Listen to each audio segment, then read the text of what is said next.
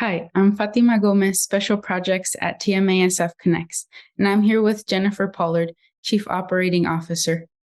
Hi.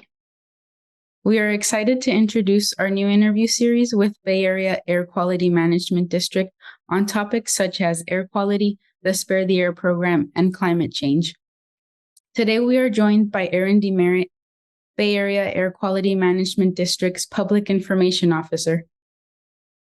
Hi, thank you for having me. We appreciate you being here today, Erin.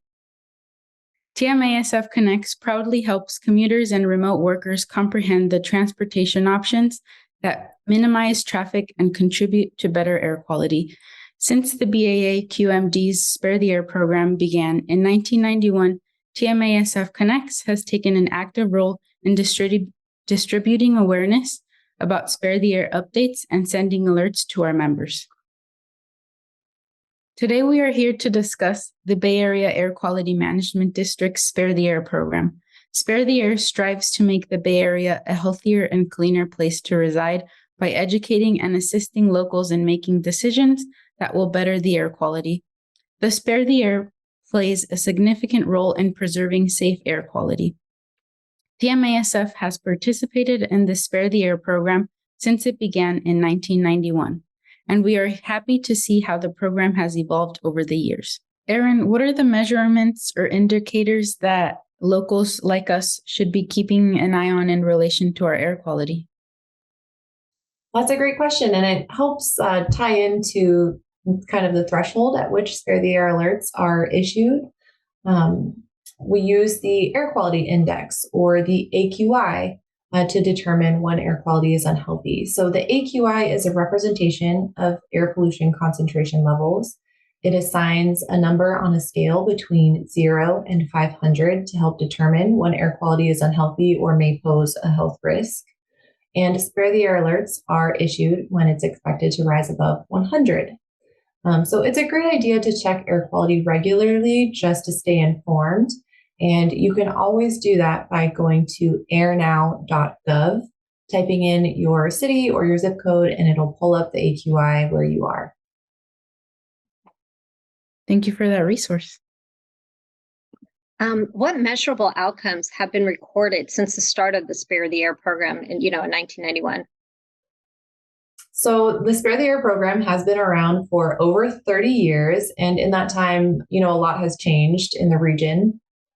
A 2011 report by the Air District found, it summarized emissions levels for the Bay Area between 1990, around when the program began, and the date of the report. And it found that the Bay Area's economy grew over 77%, population increased over 23%, and the total number of vehicle miles driven increased by 30%.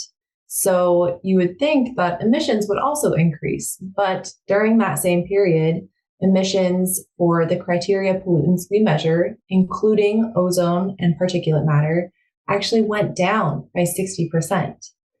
So even though the region experienced so much growth, emissions did decline. Unfortunately, while overall emissions have declined, Spare the Air alerts have remained fairly steady. And the reasons for that are that the health-based air quality standards have become more stringent during that same time, and that wildfires continue to threaten our air quality progress. So as wildfires become more frequent, unfortunately, we have to call more Spare the Air days. Erin, assuming an SF resident takes a 20-mile commute trip each way, what is the actual impact of that one person driving on Spare the Air Day? This is a really interesting question. And I don't have an exact answer, but I can use a resource to kind of estimate. One person not driving on a Spare the Air Day would certainly reduce some particulate matter and nitrogen oxide emissions from being released into the air. Using the California Air Resource Board's vehicle emissions modeling tool, and assuming that we have one driver driving a passenger car this year in 2022, a 40-mile commute, so 20 miles each way is 40 miles, that would contribute roughly 0.5 grams of particulate matter and 2.2 grams of nitrogen oxides. However, it's, the accumulation of many people driving at the same time that really creates a problem, right?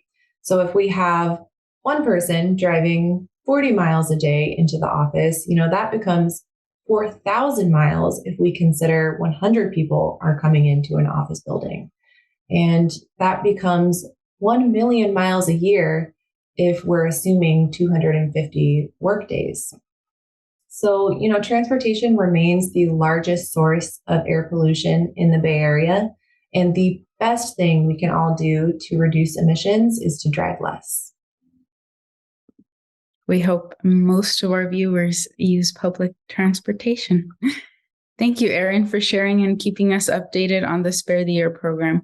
We are eager to watch how the program will continue to evolve and improve the air quality. Please remember to stay updated on both the BAAQMD website and the Spare the Air Bay Area app. Thank you.